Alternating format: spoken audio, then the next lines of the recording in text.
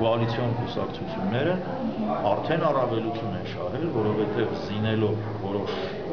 մեծամասնական տեխնացուների ադմինիստրատիվ լծակով, ես փողի մասին դեռ չեմ խոսում, նրանք բաժանել են այս 41 տարածքները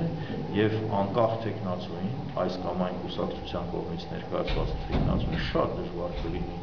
մարտնչել այսպիսի լուրջ հովանավորություն ունեցող տեխնացու, իշխանական տեխնացուի դեմ, որը նշանակում է, որ արդեն պայմանները հավասար չեն, որովհետև այդ մեծամասնականի իշխանական տեխնացուն հունձ է անելու ոչ միայն ձայները իր համար, որպես տեխնացու, բայց նաև այն կուսակցության, որը իրեն, այսպես ասած, դաշտ է ուղարկել, զինել է ադմինիստրատիվ լծակով, զինել է փողով, զինել է իր հովանավորությամբ, բնականաբար այդ